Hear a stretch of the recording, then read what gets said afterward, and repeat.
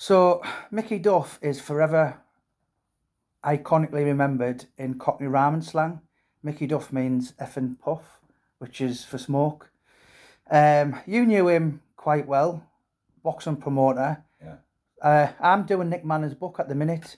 Nick was under his promotions, and Nick described him as probably the greatest matchmaker this country's ever seen. I don't think anyone knew the game like Mickey Duff. He knew the ins and outs. How did you find him, John? Well,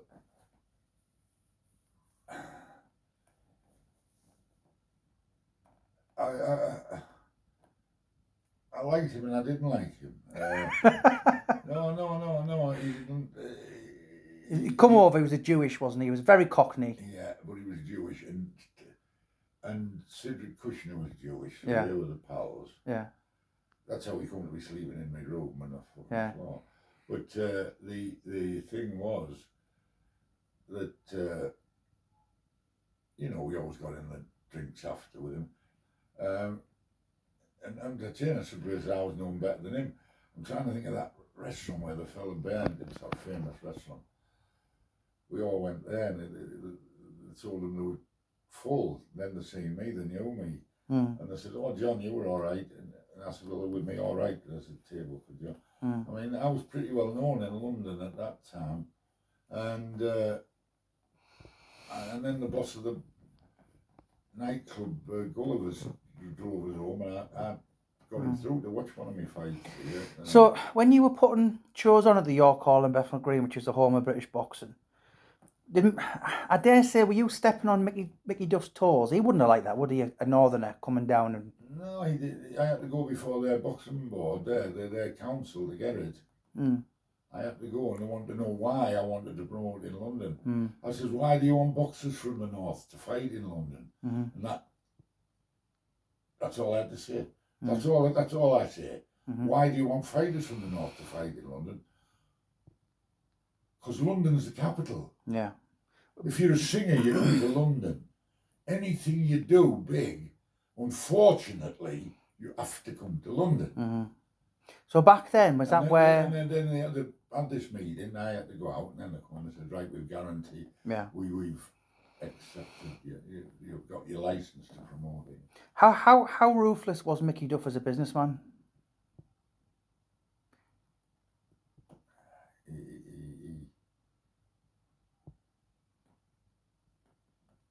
Shrewd? He was shrewd. Astute? Astute, yeah. He was, like what he said, I'm talking to Mickey, and he said, "I manage managers." Yeah. He doesn't manage boxers, I manage managers.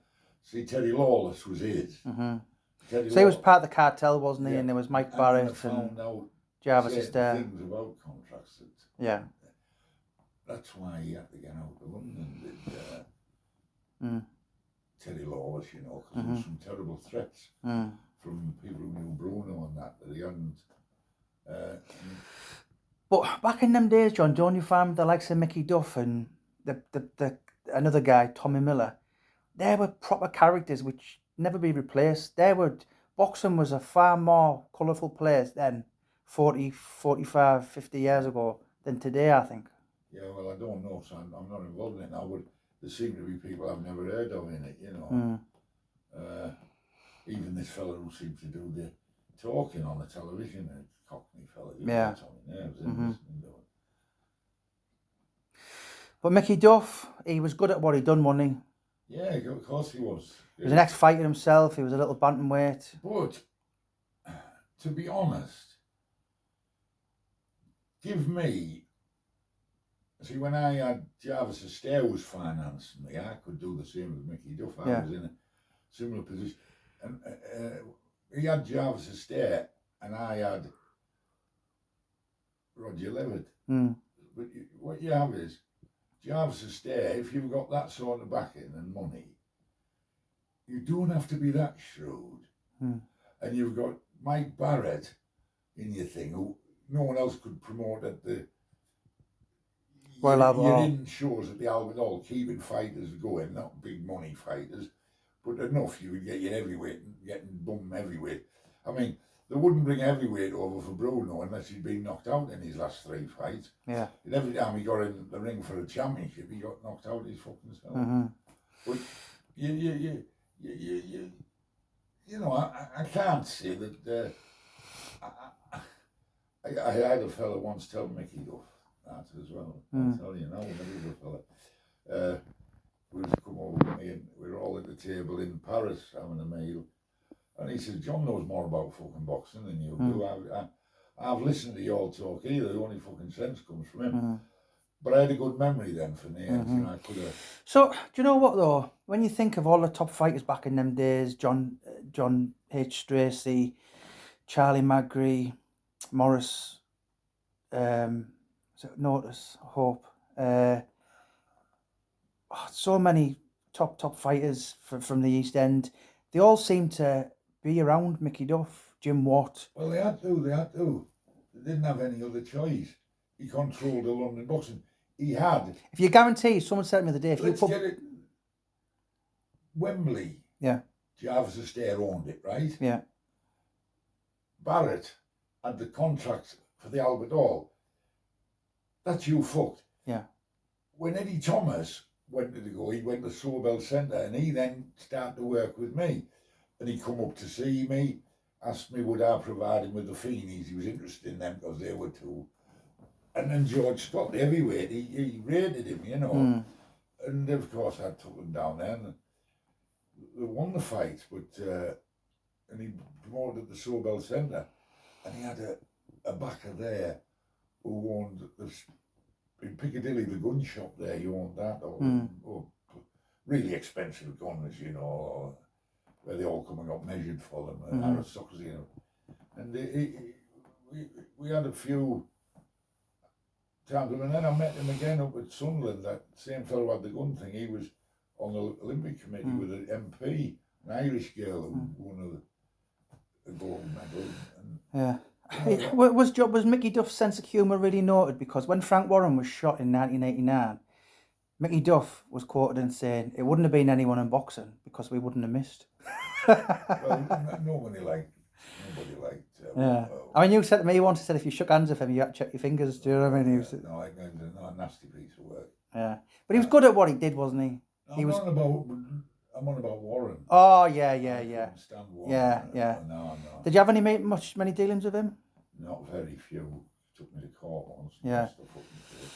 He always used the courts. Yeah. There's not many people, I think, other than Joe Calzaghe, who's ever beat him in a court case. Yeah, I did. Did you really? Yeah. Right. He wanted that fighter that it wasn't going to go on, and they served the summons on the sparring partner, didn't they? Yeah. So you were used as a sparring partner of Henry Cooper back in the day, John, as well, weren't you? Yeah, I went down to the Fellowship Inn in Bellingham, and that's where he trained, his training camp. Did you ever go in the Thomas à Becket gym much? All the time, yeah. Because that was the real home of boxing, that was wasn't where it? they worked, but they didn't work when they were training for a big fight. Cooper went to Bellingham, where he lived, in the Fellowship Inn, the Fellowship Inn, and they had the dance room with a ring in it and everything. George Cooper, he boxed as Jim Cooper, was more difficult to handle in sparring, but he didn't have the punch. Henry Cooper had this fucking left hook. Yeah. I'm not kidding you. I had my ears fucking ringing in the showers after. Fucking hell, it was deadly. But his twin brother was bigger, and in some ways a better boxer. You said to me once, you said you were with Cassius Clay, because didn't you fight on the undercard of Cooper against Muhammad Ali? And you said you were in the changing room with him, as Cassius Clay as he was then. Yeah. And he was the nicest guy. And then before he went out to the media, it was like he changed and he put a mask on. Yeah, well, he was asking us how we fighting and what sort of money we get. And, he said, well, that's not bad. We don't get, ordinary fighters don't get it. £1,000 heavyweight competition. But that was by the press. You voted by the press for the heavyweight competition. But I was in the Cooper dressing gown in the dressing room when he was getting stitched up and that. But we were pretty pally with Cooper. I thought I should have been a fucking runner. I know I was a hell of a good road worker, and when I went for runs with Cooper and them, I just used to leave them standing, and Danny Holland, the trainer, he goes, "Hey, John, why have you took up fucking boxing? Mm. He's a fucking, you're just a runner. He says, you hardly be fucking breaking sweat and you've done 10 fucking minutes." But I used to go with the transporter.